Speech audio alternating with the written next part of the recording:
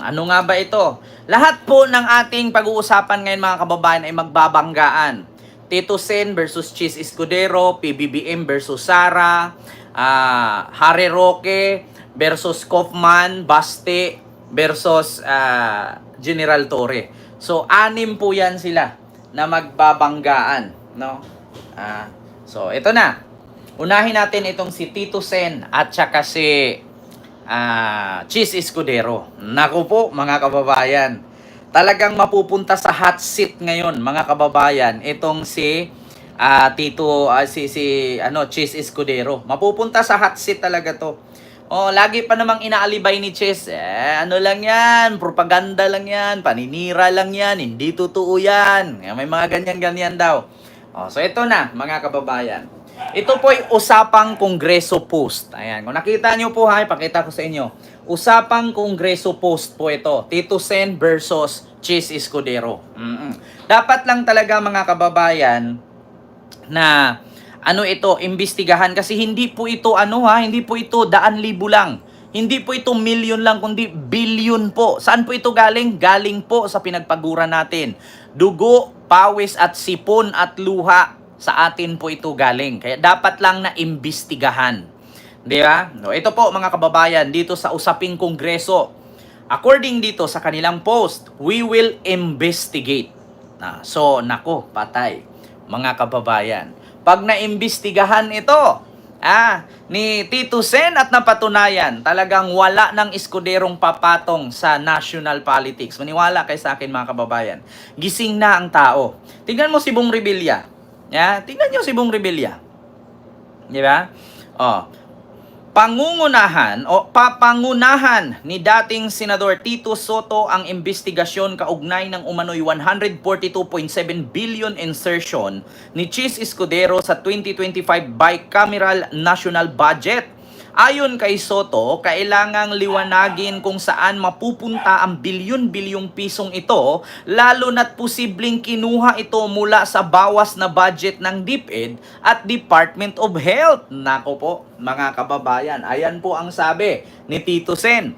Ito po, scandalous, more so when these amendments came from cuts from DepEd and DOH. We will surely look into it and investigate. Ma'am Arlene Pabular, maraming salamat po sa iyong super chat. Ayan pa, shoutout kay Jude Anthony Abelgas at sa aking Kedos. Ayan, may galab shoutout po sa inyo, Sir Jude Anthony Abelgas at sa inyong mga anak po dyan. Keep it up kasi kaming mag-asawa dito sa Canada.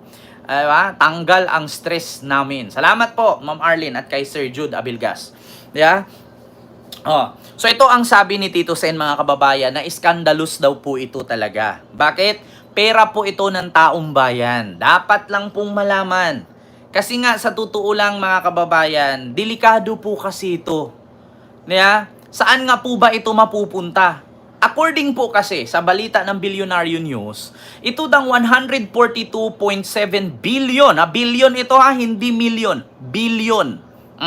Ay mapupunta daw po ito sa mga flood control project. Ngayon mga kababayan, kung napupunta ito sa flood control project, Ma'am Rosana Ragodo, hello po. Bakit halos lahat, buong Pilipinas, binaha? At take note mga kababayan, hindi milyon ang budget sa flood control. Ang pinakamababa, 3 billion. 3 billion ang pinakamababa. Billion po ang usapan dito, hindi po milyon. Ngayon, kung ang budget na ito ay 2024 pa po ito at 2025 na po ngayon, magta-2026 na. Napaka-imposible po na hindi pa nila ito natanggap at nahawakan. Possibility po, sa madaling salita, nahahawakan na po ito ni Kilay. So, napaghati-hatian na to ni Kilay at ng mga kasamahan niyang lalawigan. So ngayon mga kababayan, eto na. Paiimbestigahan ni Tito Sen. Kasi bakit? Ganito po kasi mga kababayan. Napanood po natin kaliwat kalang baha, Luzon, Visayas at Mindanao. Ngayon, sa Luzon po ang pinakamalaking naapektuhan sa baha. Lalong-lalo na ang Bulacan, lalong-lalo na ang Sorsogon at ang Metro Manila. Yeah? O, asan po kaya yung mga nagsasahod sa tupad? Yeah? Sino po yung mga sumasahod sa tupad po dyan? Dapat inayos nyo po yung paglinis sa kanal. Di ba? Kaya nga kayo pinapalinis sa kalsada, di ba? Araw-araw kayo nagwawalis. Araw-araw na iniipon ninyo yung mga basura. Saan po kayo? Magkano ang budget sa tupad? Yeah. Bakit binaha? Ma'am Parisiana, mega love shoutout po at maraming salamat sa yung 5 euro super sticker. Thank you so much po. Tanong ko lang, saan po yung mga street sweepers po dyan? Yung mga sinasahuran sa tupad? Ano po ba yung ginawa ninyo? Picture lang? Tapos uwi? May mga ganyang estilo eh. Minsan nga may mga kapulisan nakikita ko eh. Kunwari may checkpoint, tapos magpipicture sila. After 1 hour, umalis. Kahit sa kapulisan, alam ko yan. Ay, dako. Gabing-gabi umiikot ako, alas 2, alas 3 madaling araw, umiikot ako. Buong syudad. Ay, minsan nakikita ko, pagdaan kong ganyan, picture sila, attendance, checkpoint. Pagbalik ko, wala pa isang oras, wala na yung checkpoint. Ganon din yung mga nagwawalis-walis dyan, di ba? Yung mga tumatanggap ng tupad. So walis-walis ngayon, yung alam mo yung isang dahon lang ng puno na nahulog, 5 yung nagwawalis. Di ba? Tatanungin ko lang mga kababayan. Totoo ito imposible. Alam ko mga nanonood sa akin 2,000 plus. Sa mga hindi pa nakapag-like, mag-like po kayo. Imposible po na hindi nyo po yan nakikita. Isang dahon lang winawalis nila, pero 5 po silang nagwawalis. Ngayon, bakit po sa isang dahon, 5 nagwawalis, binaha pa rin? Di ba? Yung mga tumatanggap ng tupad, minsan nga, nagugulat ako eh. May dalang sako, may dalang walis. Nagwawalis kimi-kimirot. Tapos maya-maya, nagsiselfie, send mo kay send mo kay chairman. Totoo yan. Mga nagtutupad-tupad, nagwawalis-walis yung mga naglilinis-linis, kimirot-kimirot. Gawain nyo yan eh. Isang dahon, 5 taong nagwawalis. Di ba? Kung totoosin nga 5 tao, ultimo yung gilid ng kanal. Wala sanang alikabok yan. Putang inang yan. 5 tao, isang dahon winawalis, tapos binabaha tayo. Saan galing yung budget doon? Di ba?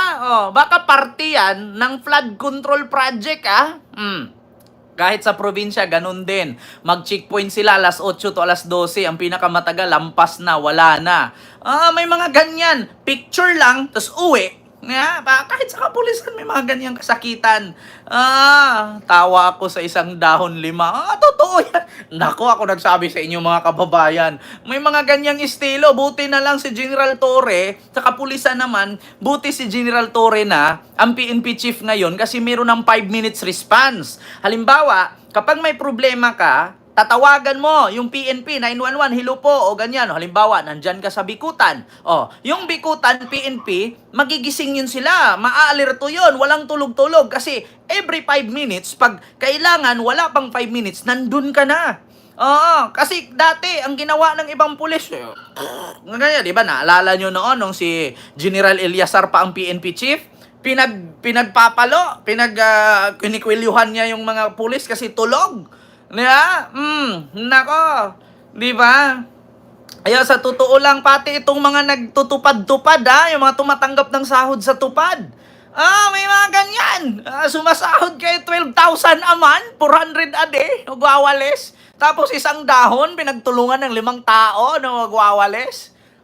Isang dahon lang yan, 5 tao yung nagwawalis. Kaya, nako, mga kababayan, kaya isa yan sa pinaimbestigahan ni Tito Sen, yung mga ganyang stylean, tupad-tupad, akap-akap pa kayong nalalaman, may mga AX-AX pa. Buti na lang yung 4-piece. Yung 4-piece, ganyan din. Diyos mio, Marimar. Yung mga nakatanggap ng tupad dyan, mahiya-hiya naman tayo. Sa ibang bansa, yung mga street sweeper, isa lang na nakikita sa isang lugar. Oo, di ba? Pero makikita malinis ang lugar, walang makikitang basura. Kaya nga si Rodolfo Albo, lalo sa Singapore, yung mga nagwawalis doon, 1-2 lang. May dala yan silang yung makina na pahangin lang, binubumba lang ganyan, no? Tapos hinihigop lahat, andun na sa sako. Dito sa Pilipinas, 10 tao, 2 dahon. Tapos, baha pa rin. Oh, di ba? Diyos mio. Kaya ngayon, mga kababayan, sa Taiwan, ganun din. Kaya ngayon, mga kababayan, pinaimbestigahan po yan ni Tito Sen ngayon kung saan mapunta at magamit itong 142 billion or 142.7 billion na isiningit ni Chis Escudero sa may bicameral budget 2025. So napaka-imposibleng hindi pa ito natanggap, magkatapusan na. Ilang buwan na lang, Disyembre na, 2026 na sa sunod. Tapos, imposibleng hindi pa ito nakuha. 2024 pa ito nilagdaan noong December. Ngayon mga kababayan, scandalous daw ito. Ngayon mga kababayan, saan nga po ba galing itong 142 billion na budget na to? Ito po'y kinuhaan ang budget sana para sa DepEd at para sa Department of Health. Kaya ngayon sa mga taga DepEd, yung may mga anak po dyan, na pinapaaral, yung mga magulang dyan na may pinapaaral, kung napansin ninyo na maraming project hinihingi, sisihin nyo po si Chis Escudero. Kasi bakit? Mabawas-bawasan na sana ang project, at maganda sana ang kwalidad, ang quality or kalidad ng mga libro or kagamitan kung hindi kinuhaan itong pondo ng DepEd. Kaya sa mga magulang dyan na magreklamo, bakit yung teacher ninyo pa-research ng pa-research ng pa-research? Instead na ipapamasahe nyo na pupunta sa load. Di ba? May mga ganyan. Research. Sisihin nyo si Chis. Kinat niya yung budget dyan. Na instead, libre sana ang computer. Meron sanang mga tablet. Nasaan? Wala nang mai-release. Bakit? Kulang na ang budget ng DepEd. Pangalawa, sa mga anak na merong inaalaga ang mga matatanda, lalong-lalo na mga senior citizen. Kung magugulat kayo noon, ang DOH may mga libreng gamot, lalo na sa TB, Rayuma, yung mga libre check-up para sa mga senior. Ngayon, pag nagulat kayo kung bakit mahina na po ang serbisyo ng DOH, kasi kulang na ang budget. Bakit? Nandoon sa 142 billion, kinaltasan na. Yung libre sanang lusartan sa isang buwan, yung libreng lusaltan, wala nang libre. Bakit? Wala pambili ang DOH. Yung libre sanang tuli, hindi na libre. Bakit? Wala nang panggamit pang tuli. Bakit? Kinaltasan na ni Chis. Sabi ko nga sa inyo mga kababayan, abangan po natin itong pagpasok ni Tito Sen na iimbestigahan itong scandalous, more so when these amendments came from cuts from DepEd and DOH. Nako, mga kababayan, abangan po natin yan. Naku, magbabanggaan talaga to si Tito Sen at si Chis Escudero nito. Alam ko pa naman na si Tito Sen parang tatakbo yata tong tawag dito, Senate President. At si Chis Escudero ay papalitan or mananatili. Sino ang magiging Senate President pagka Lunes? Hindi ko nga alam, Sir Elijah No? Kung mananatili si Chis ang Senate President, good luck na lang sa budget ninyo. Baka may insertion na naman ito. Pag si Tito Sen, patuloy ang investigasyon nito. Nako, mga kababayan, malalaman natin to kung saan talaga mapunta at saan gagamitin. Kasi siyempre, 2024 pa ito nilagdaan. Last December 2024. 2025 na po ngayon. So, budget po ng 2025 ito. At patapos na po ang taon. August, September, October, November, December. 5 buwan na lang magto 2026 na. So, napaka-imposible po na hindi pa ito nakuha o nahawakan ni Chis Escudero itong 2.7 billion na to at imposibleng hindi ito na-distribute sa mga lalawigan na lalagyan sa budget na ito. Kaya nagtataka ako 5 buwan nang nakalipas. December 2024 nilagdaan. Imposible kung kailan ito nila natanggap. Natanggap na ito. Pero ang tanong, bakit may baha pa rin? Ano bang rason kung bakit nila isiningit itong 142.7 billion na to for flood control? For flood control. Ang tanong, Binaha pa rin ba? Yes, 100%. Lagpas pa nga tuhod eh. Kaya sabi ko sa inyo mga kababayan, nako po, December 30, 2024 hanggang ngayon wala pa rin. Sabi ni Sir Elijah Silibre. Naku po mga kababayan, napaka-imposible naman 2025 budget nilagdaan December 30, 2024 tapos wala. Dapat hindi na lang ito isiningit. Kaya ngayon paiimbestigahan ni Tito Sen. So yun lang mga kababayan, ako po magbabanggaan nga ito. Chis Escudero versus Tito Sen sa budget. So ito, sunod mga kababayan. Nako, ito pa. Sara Duterte. Ano na naman yan kay Sara? Hindi ba kayo nagsawa? Ako po, hindi. Pero nakakagalit. Ano na naman ito? Pagkatapos, iproklama or ideklara ng Supreme Court, mga kababayan, na ang impeachment complaint laban kay Sara ay unconstitutional or binabasura na hindi na pwedeng gamitin yung complaint na yon kasi unconstitutional nga. Kasi nga lumabag daw ito sa 1-year ban rule.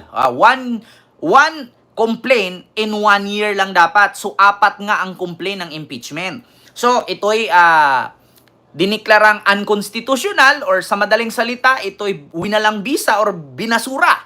Di umano na hindi na pwedeng gamitin para sa impeachment ni Sara, ay bumira ito ngayon si Sara mga kababayan na ang sabi niya, patungkol po ito mga kababayan sa pagpunta ni PBBM sa Amerika at pakikipagpulong kay President Donald Trump. Ano nga ba ito? Basahin po natin mga kababayan dito sa Trending Now post. Ito, Trending Now post ito Ano nga ba ang sabi dito? Walang true independent policy ang Marcos administration, sabi ni Sara. Bakit? Ano bang ibig sabihin ng walang true independent policy? Wala daw true independent o binatikos ni Vice President Sara Duterte ang pahayag ni Philippine Ambassador to the US, Babe Romualdez, na bukas ang Pilipinas sa usapin ng pagkakaroon ng US ammunition hub sa bansa. So dapat hindi lang ako yung kumukontra, lahat tayong mga Pilipino kumukontra sa plano na ito. Dahil ang ating mga galaw ay dapat for the interest of our country, hindi para sa interest ng ibang mga bansa, sabi ni Vice President Sara Duterte. Kung yung ginawa ng gobyerno ay kumikiling sa iisang bansa lang, ibig sabihin nun, wala tayong true independent policy. So, kung si Marcos daw ay doon lang naka-defend sa Amerika,